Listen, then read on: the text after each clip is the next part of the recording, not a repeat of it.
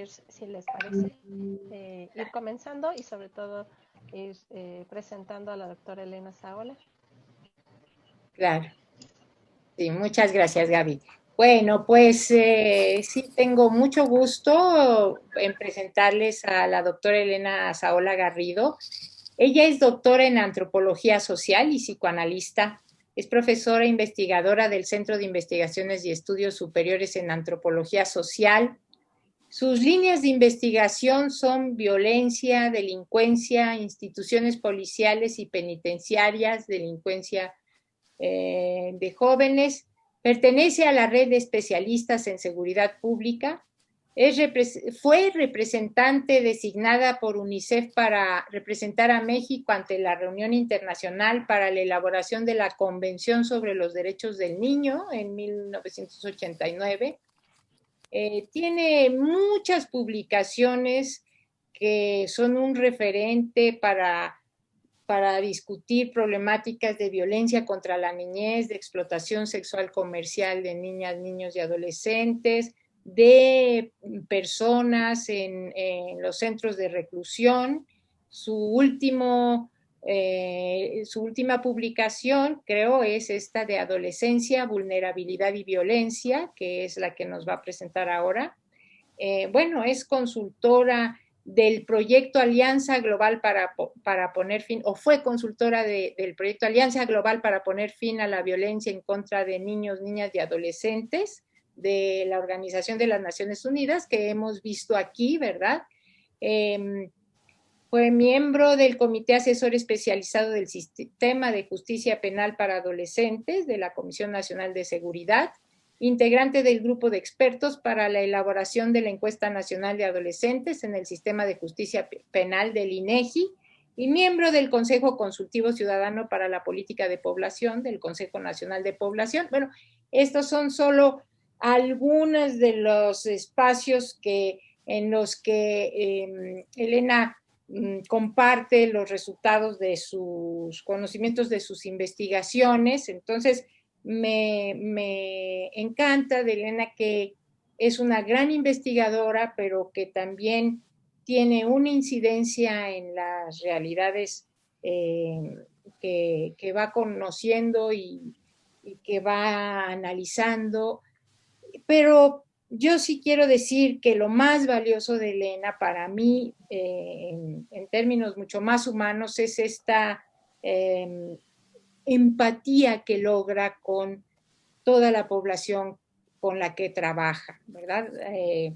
A pesar de trabajar con las personas que desde ciertos puntos de vista podríamos considerar los peores delincuentes y los más villanos y lo que sea, Elena siempre tiene una mirada humana que además, gracias a lo que trabaja, nos permite conocer, nos permite llegar a estas poblaciones tan excluidas y que han sido destinatarias de tanta violencia, con una mirada precisamente como personas, ¿verdad? Como personas con derechos que no han podido ejercer y que más bien nos desnuda el fracaso como sociedad y como Estado mexicano que tenemos con estas poblaciones, ¿verdad? Con estas personas, o sea, ya sean niños, niñas, adolescentes, mujeres, adultos. Y bueno, en ese sentido es nuestro privilegio tenerte aquí, Elenita. Muchas gracias. ¿Qué tal? Muy buenas tardes. Agradezco mucho esta invitación de Raquel, a quien yo también admiro y quiero muchísimo.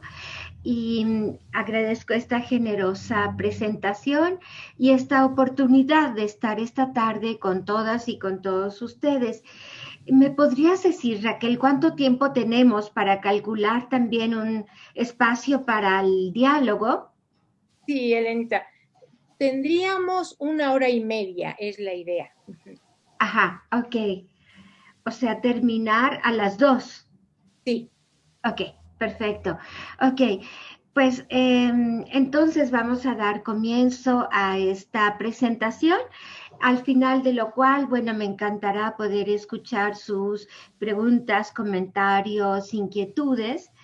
Y bueno, esta presentación se refiere al estudio que estaba señalando Raquel, que más bien acaba de publicarse con otro título que se llama Nuestros niños sicarios, porque, bueno, pues es una de las poblaciones que aborda. Le damos adelante, por favor. Ok, ajá. Bueno, ¿cuáles fueron los objetivos de este estudio? En primer lugar, analizar estas condiciones de vulnerabilidad que nos dimos cuenta desde el inicio que están por detrás de estos chicos y chicas que están privados de la libertad y que la verdad es que lo primero que encontramos es que si comparamos todas estas, digamos, indicadores que describen las condiciones de estos chicos y chicas en cada uno de los rubros a los que luego nos vamos a referir con mayor detalle, estos chicos y chicas siempre se encuentran por debajo. Es decir, que una primera manera de aproximarnos a ellos sería darnos cuenta que son chicos y chicas que no han podido tener un disfrute pleno de sus derechos y es por esto que hablamos que se encuentran en condiciones de vulnerabilidad, ¿no? Entonces, lo que nosotros nos propusimos fue estudiar en qué circunstancias ellos han vivido y de qué manera esas circunstancias de su vida, de su entorno social, de su entorno familiar, han incidido, qué influencia han tenido en estas conductas que ellos cometieron. Entonces, de tal manera que nos propusimos, en realidad una de las preguntas que disparó, que dio origen a este estudio, fue un poquito saber cómo se construye la violencia en nuestro país y cómo se construye, sobre todo pensando que estamos hablando de los sujetos más jóvenes, más pequeños, que han cometido esta clase de delitos violentos, de manera que nos interesaba conocer, dado que este es uno de, bueno, pues quizás el fenómeno delictivo que más preocupa en todo el país, que tiene que ver, por ejemplo, con las muertes violentas, con los homicidios. Entonces, conocer cómo estos chicos y chicas llegan a cometer este delito nos parecía un objetivo pues primordial para poder de allí diseñar políticas de seguridad que atiendan y sean capaces de dar respuesta a estas realidades y a estas circunstancias, ¿no? Entonces también, desde luego, una de las cosas que más nos interesó es poder escuchar y darles voz a estos chicos y chicas, dado que ellos, por estar privados de la libertad, son personas que normalmente no son escuchadas, que nadie acude a saber qué es lo que ellos piensan, cómo ven el mundo, cómo se sitúan ellos en su realidad. Y a mí me parece que esto es esencial, ¿no? Tratar de entender a estas personas no desde nuestros nada más conceptos, categorías y teorías, de las cuales sí vamos a hablar también, pero desde la propia manera como ellos entienden su situación y pueden dar cuenta de ello. Entonces, una buena parte del estudio está construido con las voces de estos chicos y chicas que pues nos relatan sus historias, ¿verdad? Adelante. Entonces, en punto de partida es que existen en México alrededor de 11 millones de adolescentes de 14 y hasta antes de cumplir los 18 años, que representan el 10% de la población total. En el momento que nosotros hicimos el estudio, había 13,000 adolescentes sometidos a la justicia en todo el país. Esto fue justo en el momento que se modificó la ley de justicia para adolescentes y a partir de entonces ha habido una disminución significativa de la población de adolescentes. Es decir, que si en aquel momento había de esos 13,000, la gran mayoría habían cometido delitos que no ameritaban privación de libertad por ser ofensas no graves, delitos menores, fundamentalmente robos o ofensas de ese tipo. Y 3,000 que estaban privados de la libertad por haber cometido delitos graves, de los cuales 96% eran hombres y 4% mujeres, porcentaje muy similar al que encontramos en prisiones para adultos. Sin embargo, del conjunto de adolescentes, sí hay una mayor representación en esta población de mujeres comparado con varones que en la población de adultos. O sea, en el total de esta población son 7% mujeres. El día de hoy existen 2,000, cerca de 2,000, 1,800, 1,900 adolescentes que se encuentran privados de la libertad. Y la razón por la que esta población disminuyó es justamente por esta ley nacional del sistema de justicia para adolescentes, que es una ley pues más garantista, pero sobre todo mucho más sustentada en evidencia, que lo que hace comprobar es que los adolescentes que han cometido delitos se pueden tener mucho mejores resultados cuando no están privados de la libertad, cuando ellos pueden seguir en su ámbito, en su comunidad y allí recibir medidas de atención. Claro que hay delitos graves que, bueno, se supone justifican esta privación de la libertad, pero justo en el momento que nosotros hicimos el estudio, había incluso estados como San Luis Potosí o Coahuila que tenían penas para los adolescentes de 10, de 15 y hasta de 20 años. Gravísimo. Esta nueva ley lo que marca es que el máximo de penalidad de privación de libertad que se puede dar a un adolescente es de 5 años, lo que es una medida justa, proporcional y adecuada. Ustedes se pueden imaginar bajo la ley anterior cómo un muchacho que entrara, por ejemplo, de 15 años, podría llegar a salir de 35. Es decir, ya lo perdimos porque esta es una etapa clave de la vida, clave en muchos sentidos, pero fundamentalmente porque ellos van a completar su proceso de maduración apenas en ese momento y porque es el lapso de tiempo en que ellos tienen que completar también su educación y su capacitación, etcétera.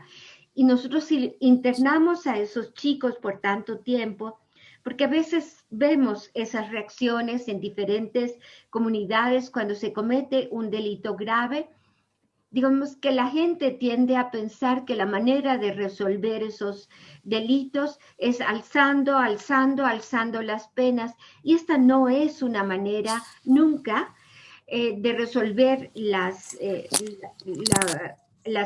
situaciones, y si no lo es para adultos, mucho menos tratándose de menores de edad. Entonces, en la metodología, lo que tenemos que señalar es que hicimos el estudio en 17 entidades de la República, considerando que cubrieran estados del norte, del centro y del sur. Y entonces, para tener como una imagen lo más completa posible, y logramos entrevistar a 730 adolescentes, de los cuales 99 eran mujeres y el resto varones. Y esta población representaba en ese momento ya el 20% de todos los adolescentes que estaban en el país. Es decir, logramos hablar, escuchar sobre todo a la quinta parte de todos los adolescentes que estaban privados de libertad, lo que es un porcentaje bastante alto y nos brinda un panorama muy completo de cuál es la situación de estos chicos que han cometido delitos violentos. De hecho, solamente me voy a referir a adolescentes, no a todos los que cometen delitos, sino únicamente a los que están privados de libertad por haber cometido los delitos más violentos. Adelante. Entonces, ¿qué es lo que nos informa este estudio? Primero, como dije, los factores de vulnerabilidad que contribuyeron a que esos delitos se cometieran. Segundo, en qué tipos de delitos participaron las y los adolescentes. Tercero, dado que una proporción importante de estos adolescentes habían participado en grupos de crimen organizado, nos pareció muy importante tratar de entender cuáles son, por así decir, los patrones, diferentes maneras en los que las y los adolescentes acceden o ingresan a estos grupos. Es decir, si son forzados, si entran de manera voluntaria, cuáles son las circunstancias, los caminos que siguen para ingresar a estos grupos. Cuarto, características demográficas y socioeconómicas de los adolescentes. Y quinto, también, por supuesto, nos interesó conocer e indagar a través de la propia opinión de ellos cuál es el cumplimiento de las normas de debido proceso, es decir, en qué medida sus derechos son respetados a partir del momento en que estos adolescentes son detenidos por las autoridades, cómo son tratados por la policía, por el Ministerio Público, por los jueces, si cuentan o no con una defensa apropiada, y por último, cuáles son las circunstancias en las que ellos se encuentran en los centros de internamiento.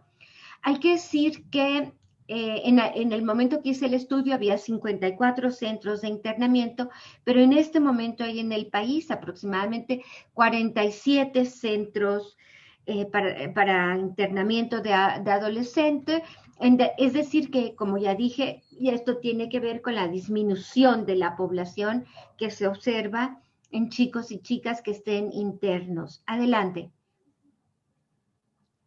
Entonces hay que tener un poco en cuenta que desde que existe la criminología, uno de los fenómenos que más ha llamado la atención desde el inicio que se creó esta ciencia hacia finales del siglo XIX es la participación de los jóvenes en las conductas violentas.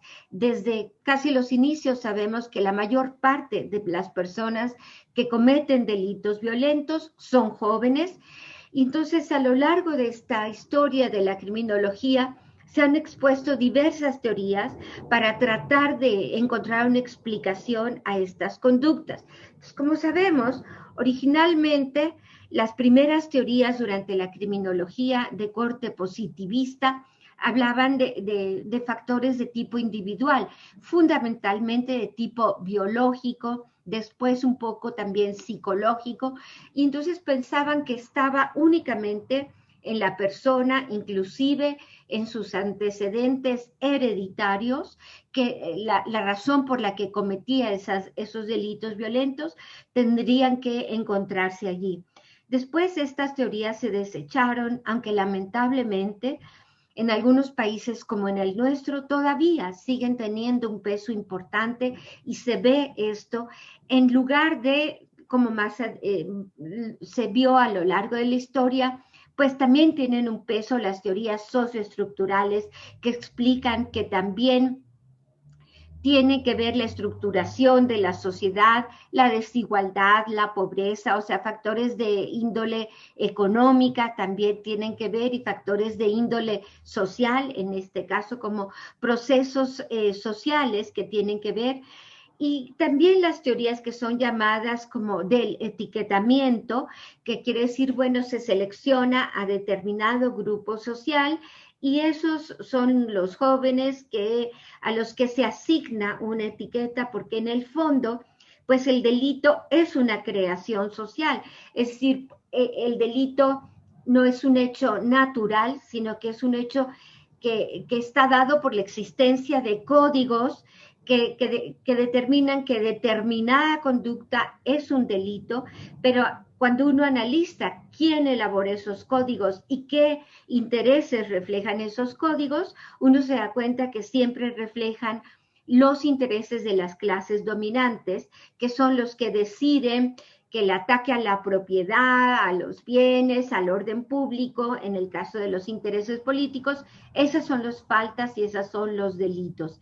Y entonces, las teorías de la reacción social, un poco también lo que dicen es, bueno, es que son esas autoridades las que tipifican, las que aplican esa ley y vaya, no es coincidencia para nada que en todos los países podamos observar que siempre las cárceles están llenas de pobres y en los últimos tiempos, en los modelos económicos aún más, a partir de que se ha debilitado o desestructurado lo que se llamó el estado de bienestar social, que tenía políticas que pensaban en el bienestar del conjunto. Hoy día con esta pandemia vemos cómo este individualismo de los modelos económicos recientes pues ha provocado severos daños, de tal manera que hoy nos hacen pensar en la importancia otra vez de la solidaridad y del bienestar de todos, porque sin ese bienestar de todos no se puede asegurar el bienestar de cada uno. Pero me voy a detener un poquito más en estas últimas teorías que son las más recientes y las que mayor peso tienen hoy en día, y que entonces lo que pasa es que se formularon una pregunta distinta.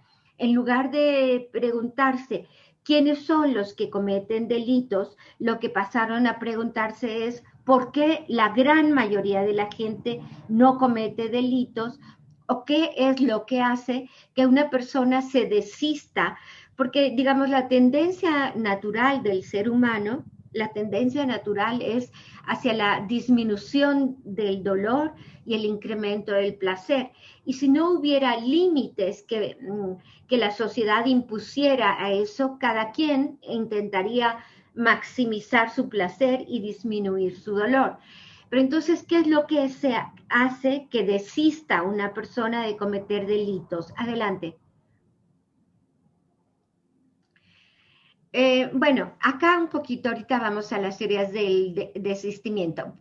Bueno, lo que estos estudios más recientes nos dicen es que la maduración psicológica no se completa para que haya ese desistimiento de las conductas delictivas. Hoy en día las neurociencias han mostrado que el proceso de maduración de una persona no se completa sino hasta entre los 20 y los 25 años, de tal manera que la adolescencia es un periodo en donde las personas son sumamente influenciables, maleables y que la mayor parte de los estudios en el mundo lo que han mostrado es que en cierto modo es normal esta violación de las normas en el periodo de la adolescencia por las características que tiene los seres humanos en este periodo, pero que en la gran mayoría de los casos esto se supera y se deja de lado una vez que se abandonan esas conductas, una vez que se transita a la adultez y se logran completar ese proceso de maduración cerebral, pero también el proceso de maduración psicosocial. Adelante. Entonces, ¿qué es lo que plantean estas teorías del desistirse de la actividad? Pues que en la medida, ese proceso de maduración psicosocial lo que incluye es un mejor control de impulsos, la posibilidad de considerar las implicaciones de los actos de la persona hacia el futuro. Esto es un rasgo sumamente importante porque nosotros encontramos que los jóvenes lo que nos decían es que yo no pensé en qué consecuencias podría tener el que yo cometiera este delito, y ellos no piensan a ese futuro, están pensando fundamentalmente, pues sí, en ese placer o en esa deseos de esa situación momentánea. Les cuesta más trabajo postergar la gratificación inmediata, también les cuesta trabajo resistir a la influencia de los pares, y ese desistimiento es entonces algo que es una consecuencia que se da de una manera natural con ese crecimiento emocional, social e intelectual de las personas. Adelante. Vamos a pasar ahora a los resultados propiamente del estudio. ¿Cuáles son estos resultados? Bueno, imagínense a esto que nos referimos con vulnerabilidad, es lo que vamos a tratar de describir.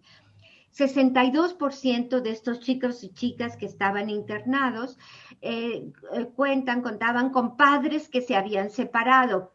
Esto no necesariamente es dañino en sí mismo. Hay buenas y malas separaciones, separaciones que son necesarias, particularmente cuando hay violencia, vamos a decir. Pero aquí lo que importa es que haya alguna persona adulta que asuma las funciones de padre o de madre y que se haga cargo de los hijos. Y esto es lo que también a veces falla, como vamos a ir viendo. Miren, también este dato es muy impresionante. 60% de estos chicos contaban con familiares que habían estado en prisión. 60%. Es decir, que algunos de estos chicos, no todos, vivían en ambientes en que contaban con padres que habían estado en prisión. Pasa que este 60% se refiere a desde abuelos, tíos, primos, hermanos, pero aún así son chicos que algún contacto más cercano o más lejano habían tenido pues con el medio de la prisión. Estos datos son muy impresionantes. 43% se habían salido de su casa, en ocasiones de manera temporal y en otras de manera definitiva. 31% se habían salido por problemas familiares. 27% porque quería hacer su propia vida. Y algunos, en este caso, hacer su propia vida, pues los dejaba expuestos y en riesgo a ser captados por grupos delictivos. Aquí un dato importantísimo es este 22% que nunca habían conocido a su padre. Es decir, había chicos que verdaderamente se notaba que esto había tenido un impacto en sus vidas sumamente severo, porque el sentimiento de ellos es que ellos no eran nadie, ni tenían valor para nadie, dado ni que su propio padre había tenido el interés ni siquiera de conocerlo, ya no digamos de hacerse cargo de él.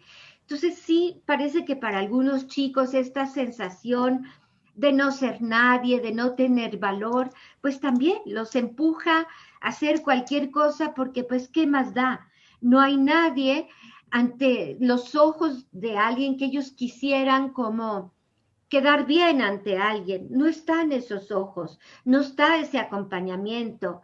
Es decir, las teorías psicológicas dicen, por ejemplo, que el ser humano no solo busca ver, sino también busca ser visto y busca ser visto con reconocimiento. Estas teorías dicen que para el ser humano no hay otra cosa que valga más que el ser reconocido y que esta ansia o sentimiento de deseo de ser reconocido es algo que nunca se agota. El ser humano siempre está buscando ese reconocimiento. Entonces, podemos pensar en la carencia tan profunda, en el vacío tan profundo de algunos de estos chicos que no conocieron a su padre. Como dije, estos casos varían. Pongo sobre la mesa un montón de factores que vimos que tenían influencia, todos estos factores que voy a mencionar, pero desde luego en algunos chicos pesa más un factor que otro.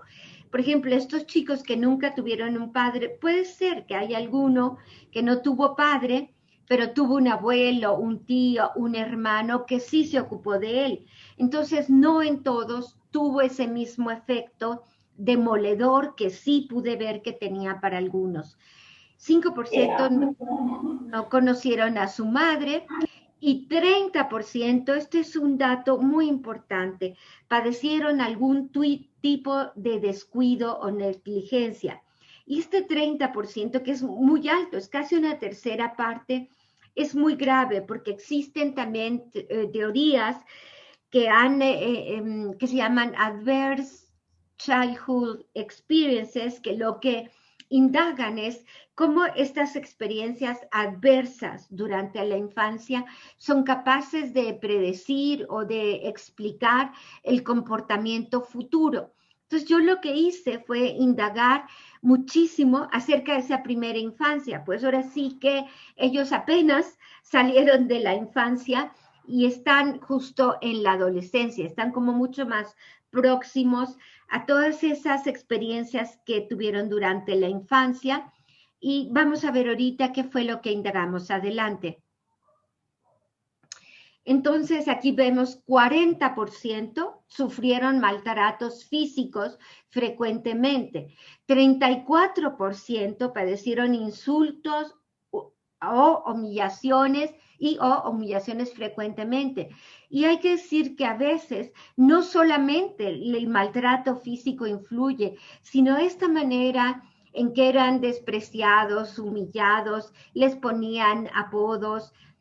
Y esto puede dejar huellas psicológicas a veces mucho más profundas que el maltrato físico. 12%, por supuesto, en su gran mayoría, casi siempre las niñas, sufrieron abusos sexuales, también niños, pero esto también es un factor importante que deja huellas muy importantes. Pero fíjense, ya que vimos estos datos, ahora le preguntamos a los niños, bueno, ok, tú me dices, te estaban maltratando, te estaban humillando, pero no había nadie que te protegiera cuando esto te ocurría. 39% dijo que no había nadie que lo protegiera. Entonces podemos imaginar un niñito como este que está aquí en la foto, pues contra la pared, y que no encontraba a alguien que entendiera su situación y lo protegiera. 24%, cuando les pregunté, por ejemplo, quién es la persona en la que más confías o la que más daño te ha hecho, 24% dijo que la persona que más daño le había hecho era su padre, pues desde luego por esa ausencia o por el maltrato, por cualquiera de las dos. 12%, esto es también un dato muy preocupante, dijo que no tiene confianza en nadie. Podemos imaginar, por ejemplo, un chico de 15, 16 años que a esa edad ha llegado a la conclusión que no hay nadie en el mundo en que pueda confiar. Entonces, lo que tenemos que hacer es capaces de imaginar qué experiencias ha vivido un chico, una chica a esa edad, para llegar a esa conclusión. Puede parecer bajo 12%, pero no lo es, ¿no? Entonces, 57% dijo que los adultos con los que vivía consumían alcohol frecuentemente, 30% que los adultos consumían drogas.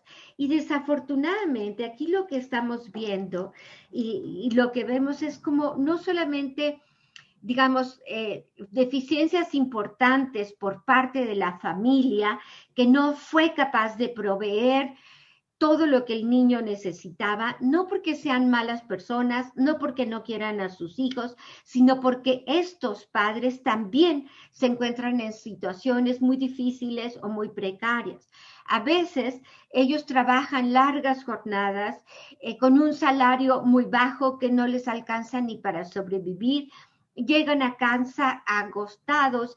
Entonces, las preguntas que yo muchas veces formulé y que explican aquello de la negligencia, por ejemplo, es, yo les preguntaba, cuando tú eras chico, ¿había alguien que te preparara los alimentos y se preocupaba de que comieras? Y cuando estabas enfermo, te llevaban al doctor y te ayudaban a hacer las tareas y te llevaban a las reuniones, iban a las reuniones de la escuela, te festejaban tus cumpleaños, te compraban ropa, jugaban contigo, te llevaban de paseo. Y ciertamente los chicos que estaban en las condiciones más graves y más severas, esas las que a todas estas preguntas contestaron que no, que no, que no y que no había nadie que le diera de comer, que no había nadie que se preocupara, etcétera, etcétera, ¿no? Pero aquí también estamos viendo que un alto porcentaje, si vivía con estos padres que consumían drogas y alcohol, aquí uno lo que se pregunta es, ¿por qué no hubo nadie que interviniera a tiempo con todos estos problemas? Alguien que se diera cuenta que este niño estaba siendo maltratado, alguien que se diera cuenta que los padres, un niño que ve y es chiquito, que los padres consumen alcohol o drogas, no es capaz de entender por qué los padres se comportan de esa manera tan inconsistente, tan violenta, de un momento a otro. No lo entienden. O bien estos niños donde no era la violencia contra ellos, pero era contra su madre, por ejemplo. Este es uno de los factores sí cruciales y sí fundamentales.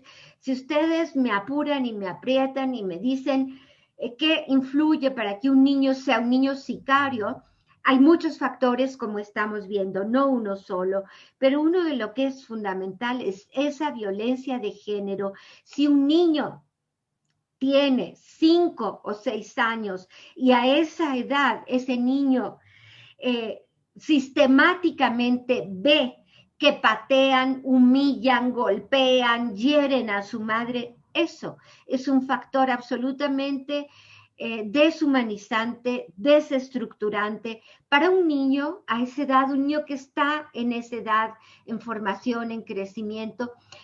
Su mundo, todo lo que le importa a ese niño, lo único que tiene es su madre. Y si a esa edad un niño ve que sistemáticamente patean, golpean a su madre, es destruir todo lo que él tiene. Después de eso, ¿qué le puede importar? No le importa absolutamente nada, porque ya le quitaron lo más duro, lo más valioso, lo más importante. Ya pasó por la experiencia más dolorosa que podía pasar. De ahí en más, lo demás ya no duele tanto. Después de eso, ¿qué más hay? ¿Qué más hay después de eso? No hay nada, no hay nada. Adelante. A ver, atrás, ¿ya la vimos la de atrás? Sí, perdóname, adelante. Sí, bueno, aquí no voy a leer todo esto, pero lo único que les quiero decir es que todos estos chicos y chicas tienen un nivel de escolaridad mucho más bajo que los adolescentes en promedio en el país. ¿Y por qué? Porque, por supuesto, estos niños estaban viviendo en un contexto de violencia tal en sus casas que llegaban a la escuela y eran niños problemáticos y desafortunadamente en las escuelas, en lugar de tener un programa especial para darles atención a estos niños, indagar qué está pasando en su casa y atenderlos a ellos y atender a la familia, pues ¿qué es lo que hacen? Muchas escuelas echan para afuera a estos niños de volada porque no quieren lidiar con esos problemas. Entonces, cuando le preguntas a los niños, ¿y por qué dejaste la escuela? Pues es que o le pegué a un compañero, le di un beso a una niña, le piqué el ojo a otro, o no me gustaba la escuela, o pues no me interesaba. O sea, cosas a veces tan banales o tan, digo banales, en comparación con el hecho de que el niño pierda la oportunidad de su educación para siempre. Y como estos niños muchas veces son hijos de padres que tienen muy baja escolaridad, pues esos padres tampoco valoran lo suficiente, lo importante que es que estos niños logren completar su educación. Entonces estos niños, vamos adelante. Las más de las veces que hacían, pues los ponían a trabajar estos niños. Vean ustedes, 89% de los niños habían trabajado antes de ser privados de su libertad. Entonces, a veces tenemos como ideas equivocadas que dicen que estos niños lo que necesitan es un trabajo, cuando trabajo es lo que ya habían tenido y habían tenido un trabajo cuando no necesitaban trabajar, cuando lo que deberían haber tenido es una infancia con educación, con juego. Es decir, lo que estamos viendo en pocas palabras son niños que nunca fueron niños, que nunca tuvieron una infancia, que desde pequeños tuvieron que asumir responsabilidades.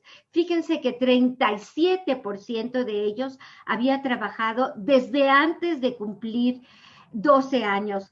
También tenemos aquí que es difícil saber exactamente cuál era su estrato económico, pero un dato objetivo es que 31% dijera que en su casa faltaba comida.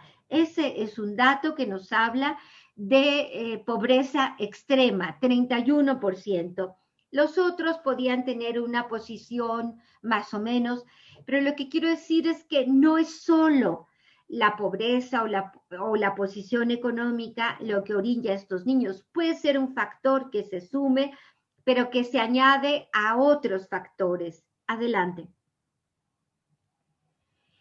Bueno, ahora veremos el tipo de delito en que estos niños se involucraron. Desde luego, como estamos hablando solo de aquellos que cometieron delitos violentos, por eso es que 83% hicieron uso de la violencia, porque es eso la razón por la que están privados de libertad, porque hicieron uso de la violencia. Es decir, si un niño roba en la calle y no hace violencia, no está interno, solo aquellos que usaron uso de la violencia.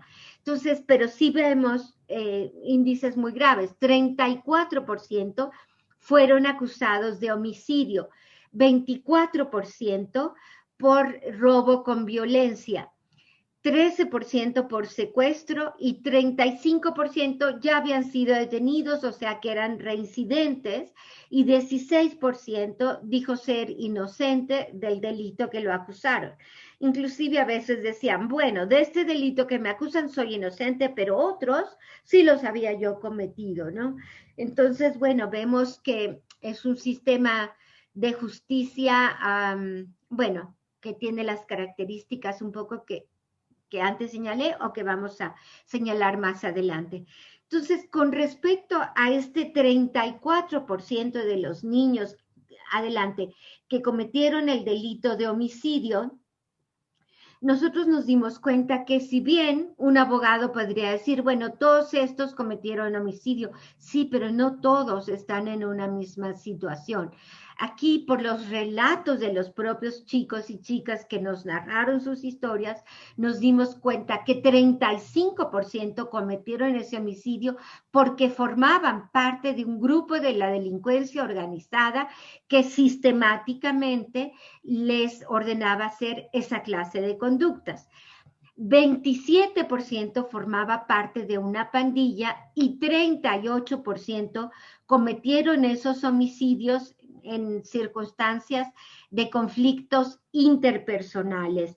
Aquí quiero decir que había niñas en todos estos, bueno, más bien, tanto en grupos de delincuencia organizada, pero mucho en situaciones de conflictos interpersonales. Las niñas muchas veces habían cometido delitos contra seres cercanos que habían abusado de ellas y que habían sido violadas y que ese delito no había sido atendido o resuelto, y ellas cuando llegan a la adolescencia, acompañadas del novio, dan muerte, por ejemplo, a aquella persona que puede ser un hermano, un tío, un padrastro o un abuelo que abusó de ellas. Aunque también hay chicos que también cometieron homicidios en esas circunstancias de conflictos interpersonales. Pero veamos primero este primer grupo de los chicos que ingresaron a la delincuencia organizada, por favor. ¿Cuáles son las motivaciones que los orillaron? Y sí, es cierto que algunos chicos ingresaron por su voluntad y otros chicos ingresaron porque fueron reclutados de manera obligada o forzada. Pero en todos los casos, lo que tenemos en todos de manera invariable es que eran chicos que tenían un vínculo muy frágil o ya inexistente con la familia. Son esos chicos que se habían salido de su casa por conflictos familiares, por violencia o porque ellos decían querían ir a hacer su propia vida, y a veces eso era porque eran chicos que ya consumían drogas, y son esos chicos que quedan expuestos porque ya no están en la escuela y porque andan en la calle, y esos chicos son los que están más expuestos a ser captados por el crimen organizado. En otros casos, tengo que decir que también uno de los factores que llevó a algunos chicos a ingresar a un grupo de delincuencia organizada son esos chicos, un chico que, por ejemplo, que le habían matado a su padre o a su madre o a un hermano, y esos chicos entran a la delincuencia organizada porque quieren saber en qué circunstancias murió su familia. ¿Por qué? Porque el Estado no les ha dado una respuesta, no les ha hecho justicia. Así son algunas de las razones por las que entran. Pero bueno, ¿qué es lo que también los motiva? Pues sobre todo el deseo de imitar un estilo de vida. Como cualquier joven, a ellos les llama la atención los autos, la discoteca, las drogas, el alcohol, el sexo, etcétera, como cualquier joven. Y por supuesto que si en su entorno ven que hay personas que tienen esos autos y esa vida, pues ellos desean imitar y acceder a ese estilo de vida que están viendo en su entorno, ¿no? Y también pues el deseo de formar parte de un grupo, porque si son chicos que están aislados, que se han salido de su casa, pues el deseo de formar parte de un grupo, de pertenecer a algo, pues eso les hace sentir lo que dijimos antes, esa mirada que hace falta, ¿no? También ocurre que otros han normalizado esas experiencias porque han crecido y convivido, también puede ser de manera con una familia que ya formaba parte de estos grupos. Y también porque se les hace creer a ellos que esas personas que les ordenan que vayan a matar o a secuestrar, pues es lo que decimos, estos chicos son manipulables, son influenciables y ellos creen, les dicen, no, es que esta es una mala persona, tú tienes que ir por ese político porque él ha dañado o ha hecho esto, y ellos lo hacen. Y también les hacen creer que ellos tienen que obedecer esas órdenes y bueno, si no las obedecen, ellos han visto que hay consecuencias, ¿no? Adelante. Otros factores, también el tema de la adrenalina, ellos dicen, les gustaba ir en autos a toda velocidad en situaciones de peligro, pues son jóvenes y esto es lo que los jóvenes, digamos, tienen esa actitud como de reto de estas situaciones. También les interesaba formar parte de un grupo que les da esa sensación de dominio, de control. Ellos dicen que ellos van contra la ley, imagínense. La ley para ellos son policías, militares, cualquier autoridad. Entonces ellos se sienten al nivel de ser capaces de retar a la autoridad, de ir en contra del Estado. Y a veces sí, porque hay agravios o situaciones que a ellos les han hecho sentir que es justificable eso, ¿no? Y también en otras ocasiones puede ser que ellos adopten una actitud cínica, porque hay que decir que muchos de estos grupos en los que ellos ingresaron, al frente de ese grupo estaba liderado por un policía o ex policía, militar o ex militar, marino o ex marino. Entonces, bueno, esto ayuda a borrar esas líneas entre lo que es legal y lo que no es legal. Y pues ellos como que dicen, bueno, si las autoridades también lo hacen, ¿por qué yo no? ¿No? Y también, bueno, el hecho de que sean personas que a veces gozan de cierta fama en su entorno les hace pensar que es una actitud legítima.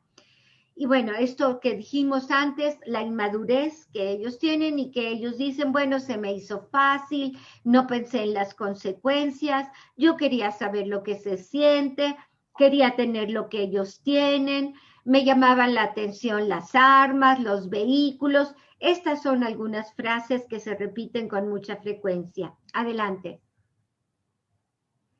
Bueno, vamos a ver aquí algunos testimonios para tener un poquito la palabra de estos chicos que pertenecían al crimen organizado. ¿Alguien podría ayudarme a leer el primer testimonio y luego alguien más el segundo, por favor?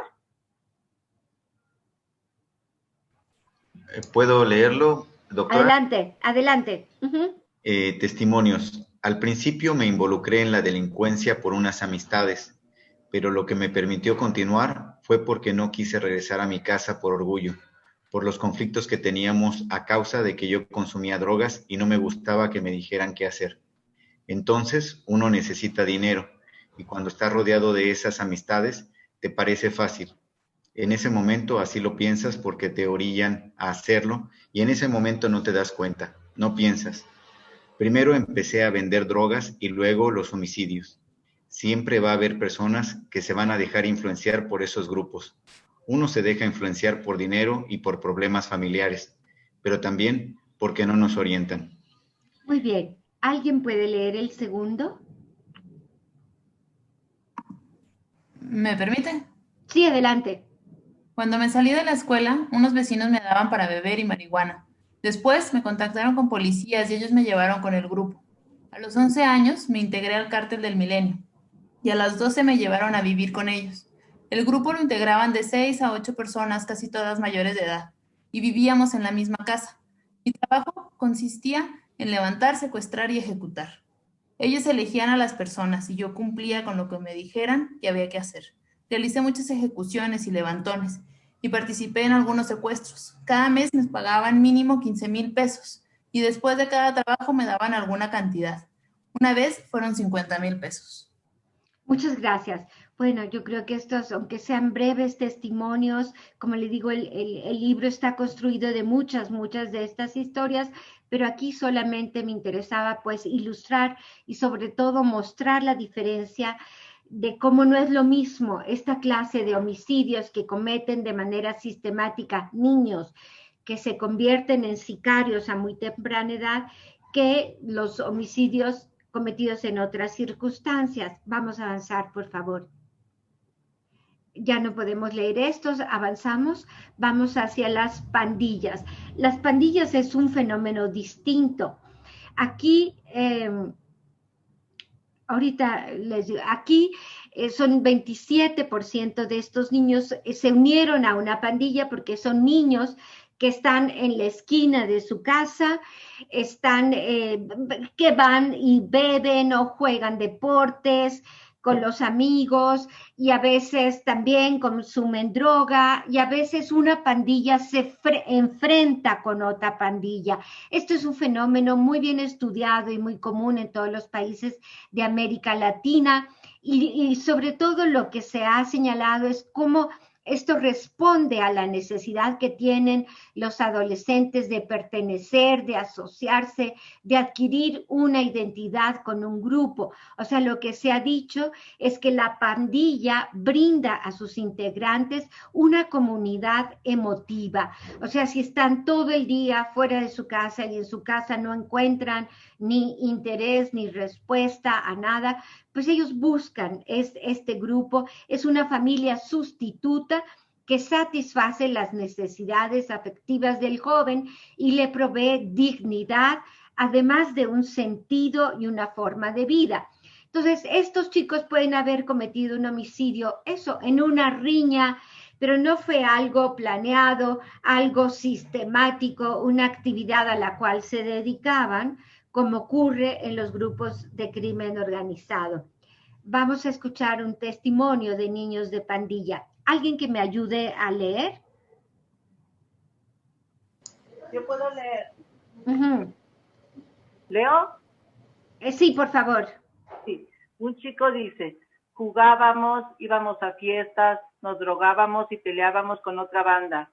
Yo robé y asalté a un morro en la esquina de mi casa porque estaba con efectos de la droga y le pegué y le quité su dinero y sus cadenas. Ya me habían detenido como 8 veces por marihuano, por vandalismo y por echarle fuegos y pedrones contra otra banda. Un amigo formó una banda para robar. Yo participé para ver qué se sentía. Fuimos a robar a una dulcería, pero nos agarraron luego. Un taxista desde la calle vio el asalto y llamó a la policía. Otro chico dice, tenía una banda que robaba coches y asaltaba las tiendas Oxxo. Yo la hacía desde que tenía 12 años. Por eso los custodios del centro de internamiento luego me piden cosas como pistolas o tabletas y yo los conecto para que se las consigan. Muy bien. Imagínense ustedes que este chico que está en un centro de internamiento, los custodios les piden que sus amigos vayan y roben tabletas. Vamos a avanzar porque se nos va muy rápido el tiempo. Entonces, adelante. Ahora vamos a ver estos otros casos que son homicidios que se producen por conflictos interpersonales. ¿Alguien quiere leer estos testimonios? Aquí los leo yo. Por favor. Cometí el homicidio de mi tío porque le tenía odio a mi padre y a toda mi familia. Por eso fui por mi tío y lo ejecuté. Después lo metí en la camioneta y cuando lo fui a tirar me detuvieron los militares porque traté de escapar, pero me volví a la camioneta. De acuerdo, ajá. ¿Le sigo? Sí, por favor. Mi padrastro abusaba de mí desde los 13 años. Mi mamá me dejaba seguido a solas con mi padrastro. Un día que me iba a quedar sola, como tenía miedo, se lo conté a mi novio y le pedí que se escondiera en la casa para defenderme. Cuando mi padrastro llegó a la casa y quiso abusar, apareció mi novio y lo acuchilló. Es lo que les decía, ¿verdad? De estos casos que, como ven, tienen es un homicidio, pero son de naturaleza muy distinta unos y otros. Avanzamos, por favor. Ajá, adelante. Bueno, aquí es otra cosa tremenda, el altísimo porcentaje de chicos y chicas, 57% que dijeron haber sido severamente golpeados, maltratados, y tengo cientos de testimonios de las torturas que estos chicos y chicas recibieron y que les parece que esto es normal, porque eso es lo que esperan por parte de las autoridades. ¿Alguien que me ayude rápidamente a leer estos testimonios? ¿Yo? Sí, adelante. Un chico dijo, me dieron golpes normales en el cuerpo y un golpe más fuerte. También me dieron toques con la chicharra y cachazos con sus pistolas. Otro señaló, me detuvo la policía ministerial, me torturaron con agua y me pusieron una bolsa en la cabeza para que me ahogara. Y me dieron toques con una chicharra de esas que utilizan para las vacas. Estuvieron 5 días torturándome. Otro más, me detuvo la policía estatal, nomás me hicieron lo regular. Te echan tehuacanazos y te golpean. Bueno, aquí lo que vemos es cómo está normalizado y cómo es justamente que ellos hablan de lo normal. Incluso otro chico dice, cuando le pregunto, ¿y a ti te golpearon o te hicieron algo? Y me dicen, no, nada más lo de ley, nada más patadas, la chicharra, ahogarse. O sea, es un gravísimo problema de la tortura en nuestro país.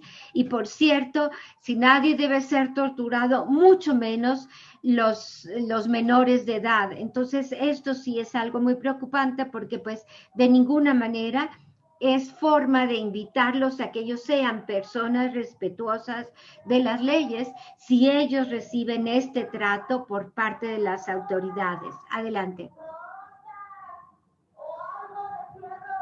Ya no podemos leer más porque se nos va el tiempo acabando. Adelante. Bueno, ¿cuáles son las circunstancias en las que se encuentran en esos centros de internamiento? Lo más triste del caso es que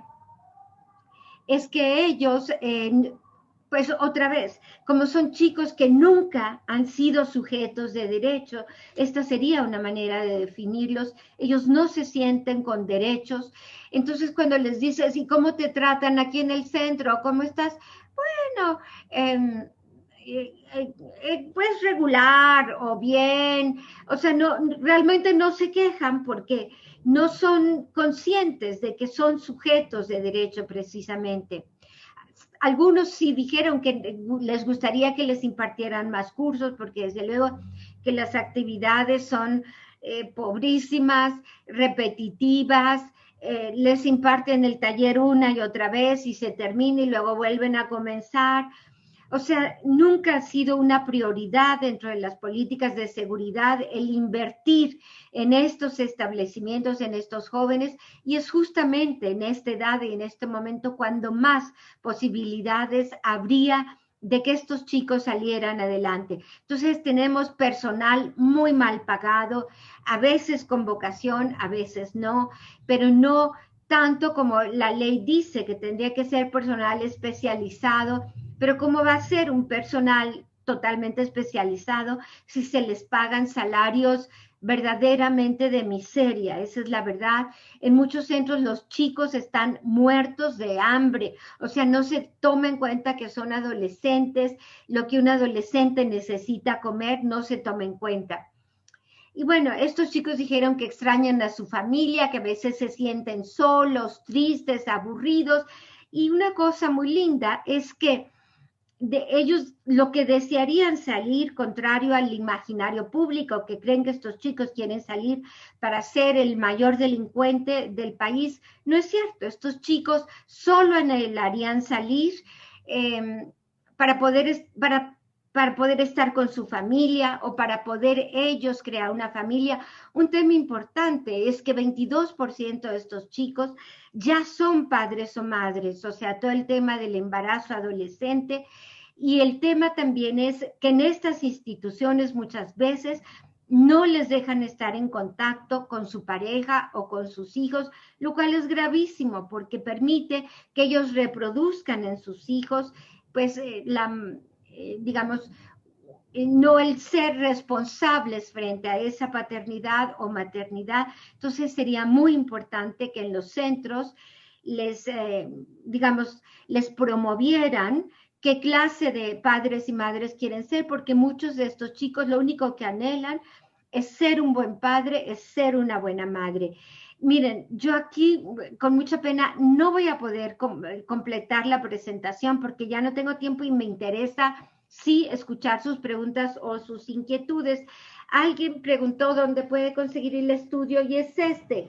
Nuestros niños sicarios es de la editorial Fontamara, perdón el comercial, pero si a alguien le interesa, ahí hay un conjunto de recomendaciones muy completo que van para las instituciones, que van para derechos humanos, en fin, hay un conjunto de políticas que están ahí previstas justamente para evitar que haya más chicos y chicas como estos que nosotros entrevistamos en este centro.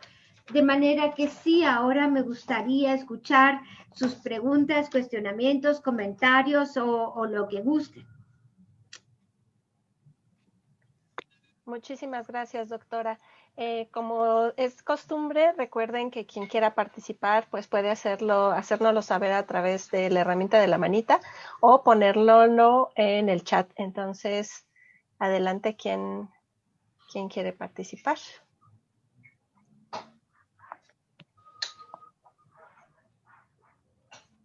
Sí, porque no me daría tiempo de leer lo que está en el chat y contestarlo.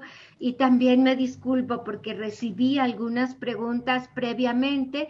No me fue posible contestarlas porque además no todas tenían que ver exactamente con lo que yo iba a exponer. Entonces yo me disculpo, pero ahora sí estoy dispuesta a escuchar y a conversar con ustedes lo que quieran decir. Si les parece, hacemos una ronda de 3. Tenemos primero a Raquel y después a Mercedes Sánchez. Adelante. Yo te quería preguntar por las mujeres. Me preocupa en esto de los testimonios de tortura generalizados, si ellas también son víctimas de tortura. Y pues sí, más o menos se repiten los perfiles, pues más bien estas violencias y todo.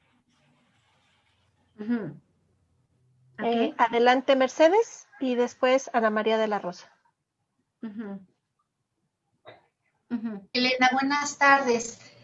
Mira, me queda muy claro que las necesidades de los adolescentes que están privados de su libertad ya en centros de internamiento son necesidades que rebasan las facultades del sector educativo, sobre todo en una educación regular que se dé en las escuelas, ¿no?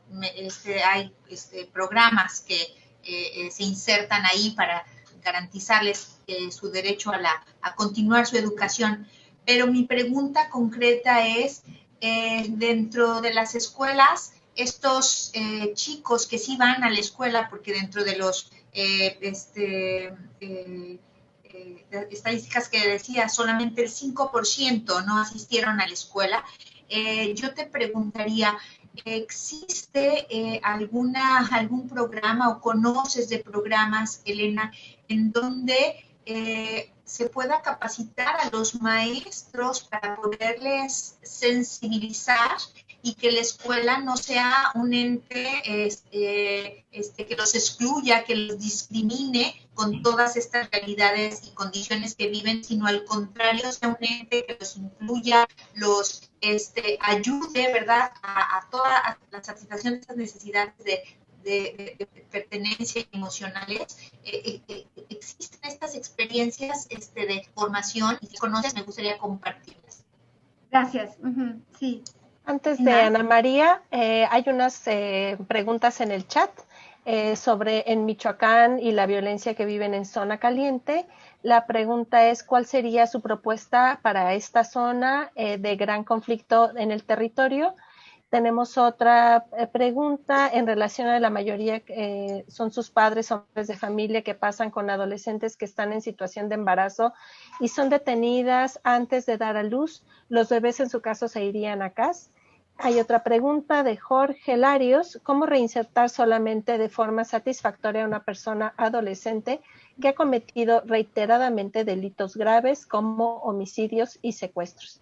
Y le damos la palabra a Ana María. Y si quieren hacemos esa ronda para que la doctora pueda contestar. Oh, pues agradecerte, Elena, qué bárbara. Cada vez que comentas tu estudio, digo, qué importante la información para tomar decisiones, es un tesoro.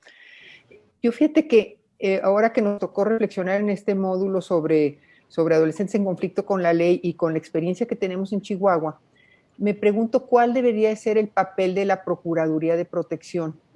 Creo que incluso en la ley está muy desdibujado y me gustaría mucho escuchar tu opinión. Y de veras, muchísimas gracias por todo tu capacidad y tu compartir. Gracias. Pues si te parece, voy tratando de responder a esto brevemente para que nos dé más tiempo. Sobre si las mujeres reciben el mismo trato que los hombres, sí, también a las mujeres se les tortura. Recuerdo varias de ellas que dijeron que como resultado de la tortura habían perdido a su bebé, que estaban embarazadas, o sea que son también golpeadas de la misma manera que lo son los hombres. Sobre si hay programas de formación para los maestros, la verdad que no conozco que los haya. Y cuando dije que solo 5% nunca fueron a la escuela, pero aquí lo grave es que la gran mayoría de los niños se dan de baja de la escuela al final de la primaria o en los primeros años de la secundaria. Son pocos los chicos y chicas que han avanzado a mayor escolaridad que eso. La gran mayoría se quedan ahí atorados. Entonces, no conozco, y si sí hay algún programa, realmente tendría que ser mucho más, ¿cómo decir?, tener un peso importante y estar verdaderamente focalizado en tratar de ubicar a esta clase de chicos y tener un programa bien diseñado de cómo atenderlos para que no dejen la escuela y para tratar de ver cómo resolver las necesidades o los problemas que estos chicos tienen y de tal manera que reciban esa atención a tiempo y no, pues como dije, queden fuera de la escuela y expuestos a tantas cosas. Con respecto a la pregunta de zonas en conflicto como Michoacán, bueno, aquí sí hay que decir que lo que sería muy importante es que tener presente que estos temas no solamente tienen que ser una labor de las autoridades, sino que tiene que ser una labor en conjunto de la sociedad que se comprometa, porque a la sociedad entera le conviene que los jóvenes no se involucren en estas actividades. Entonces, en cada lugar en concreto donde existan pues estos problemas de violencia exacerbada, es esa sociedad que tiene que trabajar en conjunto con las instituciones, con las organizaciones de la sociedad civil. Hay algunas que están haciendo un excelente trabajo en varios estados de la República, con resultados sumamente alentadores. Pienso, por ejemplo, en algunos casos en Reinserta, en Documenta, entre otras organizaciones. Y esto, bueno, la ley lo prevé. Muchas autoridades no favorecen esto, pero otras son conscientes de sus limitaciones y de que no pueden proveer a los chicos de todas las actividades que requieren. Entonces, ¿por qué no dar oportunidad a que esas organizaciones de la sociedad civil entren a estos centros, trabajen con los chicos, les ofrezcan desde terapias hasta actividades deportivas, culturales, en fin, un montón de opciones que son valiosas? Sí, las chicas que están embarazadas, se supone que en realidad en la mayor parte de los casos puede variar de una institución a otra, pero les piden enviar al bebé fuera, que se haga cargo, pues casi siempre son las madres de la chica, o sea, la abuelita de esa criatura, las que se hacen cargo de esos niños. Pero insisto, aquí lo importante es que esa chica, que ese chico adquiera herramientas para poder ser buenos padres y buenas madres, que esto se dé en cursos y, en estas instituciones, aprovechar ese momento. Entonces también alguien se pregunta, pero ¿cómo poder reinsertar a chicos que ya han cometido homicidios, secuestros, pues de manera sistemática en grupos de delincuencia organizada? Sí es posible.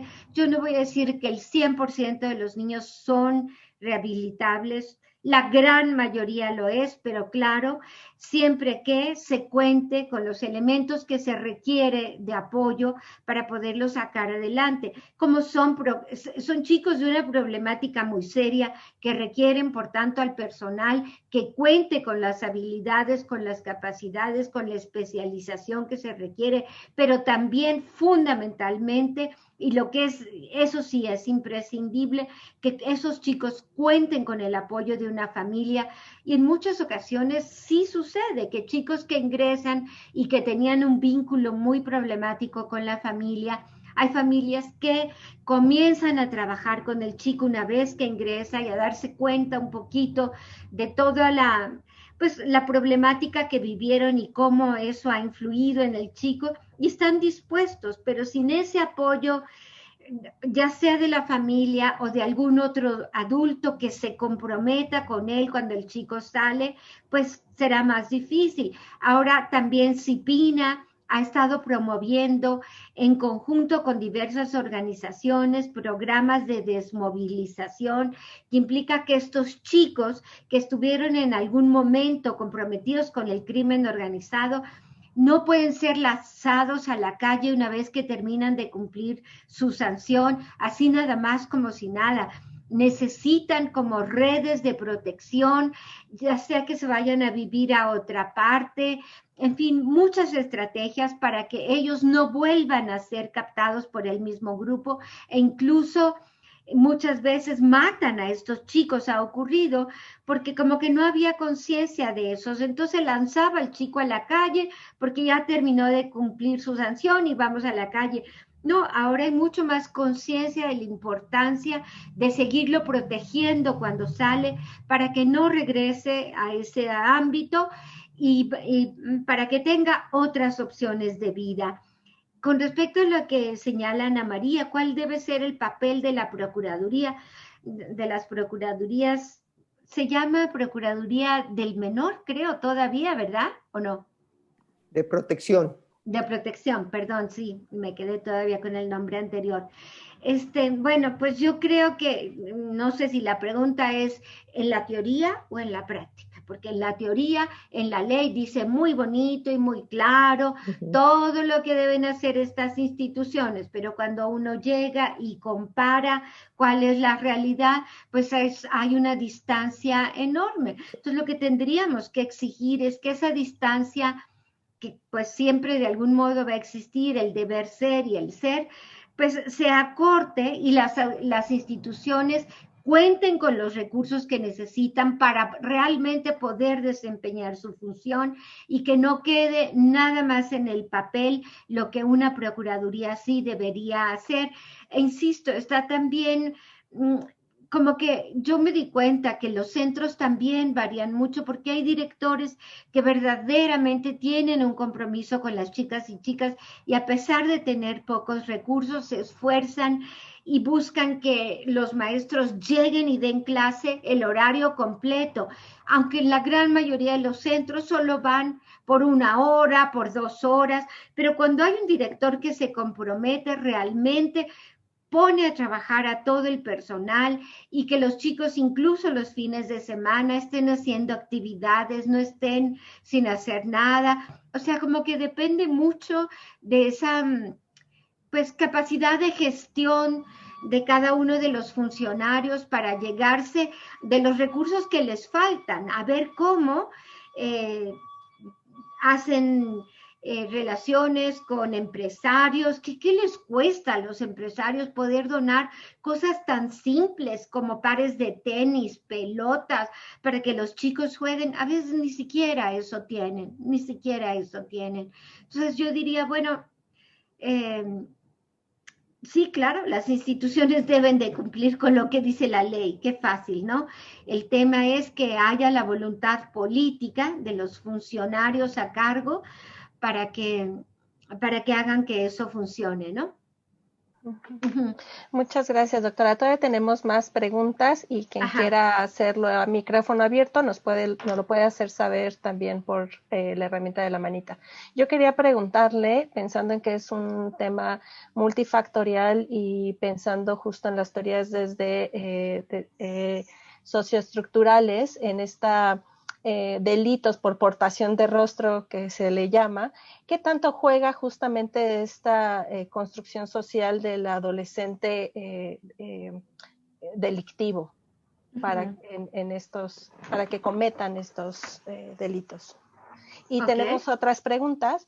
¿Cuáles son los retos en el desarrollo de la especialización de jueces, ministerios públicos y abogados defensores para la justicia penal de adolescentes en derechos humanos y perspectiva psicológica, entre otros?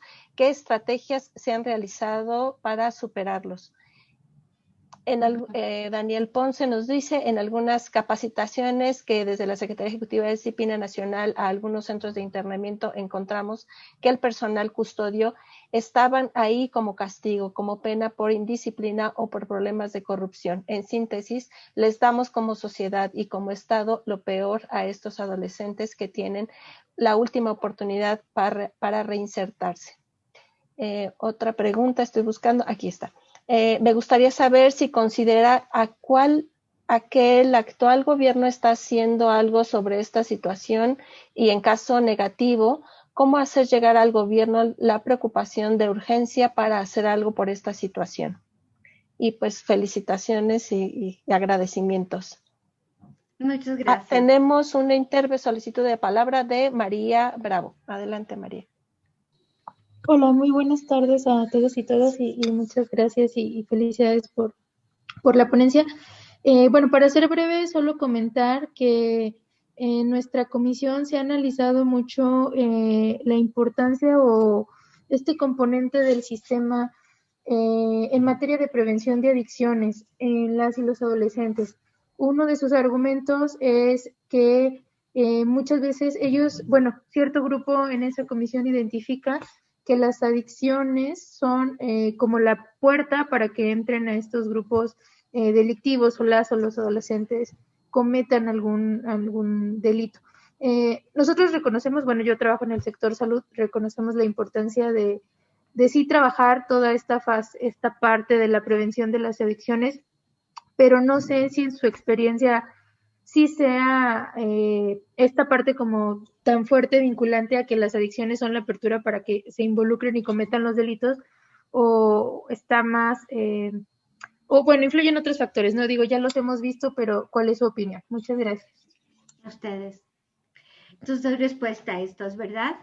Sí, bueno, con respecto a cómo influye lo que se llama la criminalización o la estigmatización de los jóvenes, sí, es cierto, sabemos que en muchos casos las policías desafortunadamente les ponen cuotas para que detengan o los premian si detienen y normalmente tienen sus clientes preferidos entre los jóvenes de los barrios bajos. Entonces, cualquier chico, a veces si están o bebiendo en la calle o demás, están expuestos. Y esto ocurre en todos lados del mundo, como el policía tiene incorporado una imagen de quién podría ser el delincuente, ¿no? En algunos momentos han hecho experimentos muy interesantes mostrándoles a los policías, por ejemplo, una serie de fotos, diciéndole, a ver, si tú vas por la calle y ves a esta gente o esta o esta o otra, ¿quién crees que pueda ser un delincuente? Bueno, pues sí, siempre un joven que tiene la pinta así y así y así. Y sí, son mucho más susceptibles de que sean detenidos esos jóvenes. Incluso otros dijeron que ellos habían cometido previamente delitos, no habían cometido el que los acusaban, pero que la policía va y busca al que ya saben que algún momento fue detenido, como si otra vez y otra vez. Y en ese experimento de esos policías, incluso en algún momento pusieron delincuentes importantes que habían cometido delitos gravísimos, pero claro, si los ponen bien vestidos, agarrando un perrito, muy lindos, así, jamás el policía va a decir, este es el delincuente. No, nunca va a pensar, a pesar de que ese puede ser el delincuente más grave, es como el estigma, la imagen que los hace identificar. ¿Y cuáles serían los retos para la especialización en jueces y demás? Pues yo creo que eso depende mucho otra vez de la voluntad política y de la conciencia que existe en cada una de esas instituciones. Debo decir en honor a la verdad que de los tramos donde los trayectos que atraviesan estos chicos desde que los detiene la policía, pasan por el Ministerio Público y llegan al juez, la verdad es que los jueces, cuando llegan con los jueces, por lo menos generalmente ahí reciben un buen trato, los jueces les explican por primera vez algo que nadie antes les llegó a explicar, por qué lo detuvieron, qué implica tal delito, por qué lo van a sancionar, y esto está muy bien que lo hagan los jueces, pero aún así pues hay retos importantes de especialización, pero yo diría que mucho más entre las policías y los ministerios públicos sería muy importante reforzar esta parte de la especialización. Con respecto a lo que dijo Daniel Ponce, tiene toda la razón. Muchas veces los custodios que están trabajando en los centros de internamiento para adolescentes son los mismos que estaban trabajando en las prisiones para adultos y tratan a los jóvenes de la misma manera que trataban a los adultos, y muchas veces, es cierto, los envían ahí como un castigo y realmente los maltratan muchísimo, pues eso, no tienen una formación especializada para saber cómo trabajar y cómo abordar a estos chicos. Alguien más preguntó sobre las políticas del actual gobierno. Pues yo diría que el actual gobierno pues ha mostrado un interés y una buena intención al hacerse cargo de, por ejemplo, de crear programas como este de Jóvenes Construyendo el Futuro. Sin embargo, son programas que les falta mucho porque, como tratamos de decir en la exposición, el tema no es que los chicos solamente necesiten trabajo. Los chicos han trabajado durante toda su vida. Y además, otro problema con este programa de jóvenes es que no está focalizado. No todos los chicos están en el mismo riesgo de caer en estas conductas que hemos dicho, sino son determinados jóvenes en determinados sectores los que están en este riesgo. Entonces los programas también no son integrales, porque cuando estaba hablando de todos estos componentes de esta problemática de los chicos, que abarca la violencia en la familia, la violencia en la escuela, en el entorno, el estar expuestos a los grupos de delincuencia, todo eso no está contemplado en el programa, por ejemplo, de Jóvenes Construyendo el Futuro, que no es un programa integral. Entonces, lo deseable sería contar con políticas integrales que se hagan cargo de muchos de estos componentes que son los que provocan los problemas y que fuera focalizado expresamente dirigido a aquellos sectores de la población que están en riesgo, porque la verdad es que es un programa costosísimo en el cual se dilapidan recursos valiosísimos que podrían emplearse de mejor manera si estuvieran más sustentados. Vamos a poner otro ejemplo. Aquí la gran mayoría de las jóvenes construyendo el futuro y de la razón por los que los jóvenes ni estudian ni trabajan es que 80% de esos jóvenes que ni estudian ni trabajan y al cual fue orientado este programa, mal llamados despectivamente ninis, son mujeres, y si no estudian ni trabajan es porque son madres y adolescentes. Entonces imagínense ustedes que por otro lado hubo otra política que les quitó las guarderías a esas madres. Entonces, ¿cómo quieren que las madres jóvenes o las chicas adolescentes puedan continuar estudiando o trabajando si allí un programa contradice otro? Es lo que quiero decir, ¿no? O sea, los ninis está como muy sustentado en pues la idea que se tiene, pero no en los datos precisos, en cómo orientar un programa con base en los datos, y los datos están en los censos y están en muchos lados, pero estos programas desafortunadamente no se diseñan muchas veces tomando como base esos datos que ya conocemos y viendo cómo una política no contradiga la otra. En el tema de las adicciones, pues se dice, alguien dijo, puede ser la puerta para problemas mayores, puede ser, pero no, como hemos tratado de ver, no es un solo factor el que orilla a un chico o una chica, sino que son muchas circunstancias. Las drogas sí tienen que ser atendidas, sí pueden llevar a los chicos a este problema, pero sobre todo si no cuentan con una familia que los apoye, si existe violencia, en fin, otra serie de, si tuvieron una infancia con un montón de descuidos, de abandonos, de negligencia, o sea, es como una suma de factores, ¿no? Aunque sí, las drogas están indicando inclusive esos otros problemas que hay que atender. Y la otra cosa que también es muy importante tomar en cuenta en los programas de drogas, que tiene que tener un enfoque de género. No son las mismas drogas que consumen las chicas que los chicos, ni las mismas razones por las que consumen drogas las chicas que los chicos. Son distintas las razones de unos y de otros, y los programas de atención tienen que tomar en cuenta estas diferencias y tener programas diferenciados. Uy, yo creo que yo hasta aquí la dejo, pero ustedes me dicen.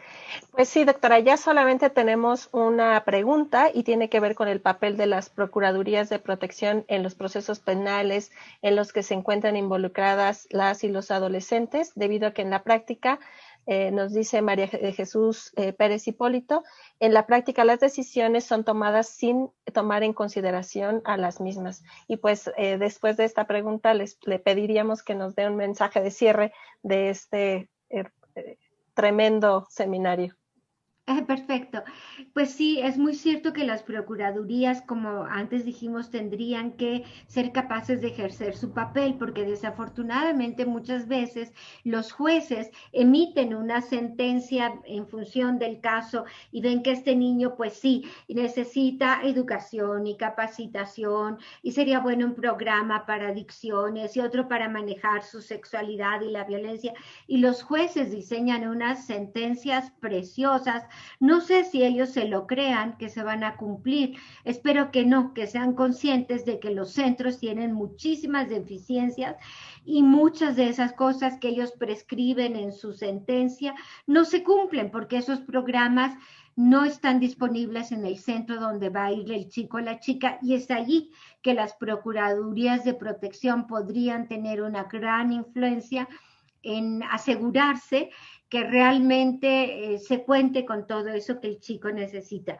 Y con respecto al mensaje final, agradezco mucho la invitación de Raquelito, la presencia de todos, y sobre todo también decir que estoy segura que todos y cada uno de ustedes en los diferentes lugares en donde están, seguramente cada quien desde su trinchera tenemos que poder hacer algo por sacar adelante a estas y estos adolescentes. Yo los invito y las invito a que cada quien en la función que se encuentra desempeñando, pues cada quien hagamos lo posible por atender a estos chicos y chicas, por disminuir el dolor. La verdad que estos chicos y chicas aceptaron participar en este estudio porque no hay nada que yo les pueda dar a cambio, simplemente al explicarles que me interesaba escucharles para que no hubiera más chicos y chicas que tuvieran que sufrir lo que ellos ya habían sufrido. Y eso es lo que a ellos los movía, los motivaba a participar, no querer que hubiera más niños y niñas con el mismo sufrimiento, con el mismo dolor. Y esa debe ser nuestra tirada, ayudar en la medida de lo posible a disminuir tantos daños, tantos agravios, tantas ofensas, tanto de víctimas como de victimarios que tenemos en este momento en nuestro país. Elenita, pues yo de verdad te agradezco muchísimo sí, fue tremenda exposición. Quisiera que viéramos cómo realmente el llegar ya a una cárcel, a un espacio donde se pierde la libertad, en realidad es un punto de llegada, ¿verdad? Que viene ya de una trayectoria en la que se van acumulando todas las desventajas que hemos visto hasta ahorita, desde la pobreza, la violencia, todas las formas de violencia, etcétera, etcétera. Y eso pues sí nos desafía tremendamente. La pregunta esta de inicio se me hizo interesantísima, ¿verdad? De cómo se construye la violencia en nuestro país, esto que tanto nos está doliendo y tanto nos está afectando. Entonces, estamos viendo cómo es a las personas más vulnerables y con las condiciones más difíciles para protegerse, donde empieza, ¿verdad?, toda esta trayectoria.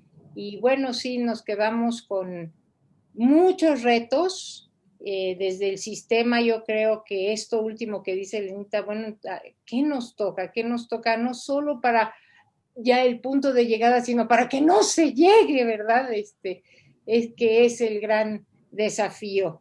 Pero bueno, ahí vamos a seguir buscando caminos. Yo sé que cada quien está tratando de pensar esos caminos y pues vamos a seguir trabajando y sumando esfuerzos. Y yo por lo pronto, de veras, Elenita, tenía grandes expectativas, se han rebasado, y nos quedamos muy preocupados, pero muy, muy motivados para seguir buscando opciones. Muchas gracias, Raquel. Un abrazo muy fuerte. Igualmente a ustedes, gracias. Gracias a todos por participar. Un gustísimo de verlos. Hasta luego, chao, bye. Muchísimas gracias. Bye. Gracias. Gracias. Muchísimas gracias, excelente. Bye. Gracias, saludos.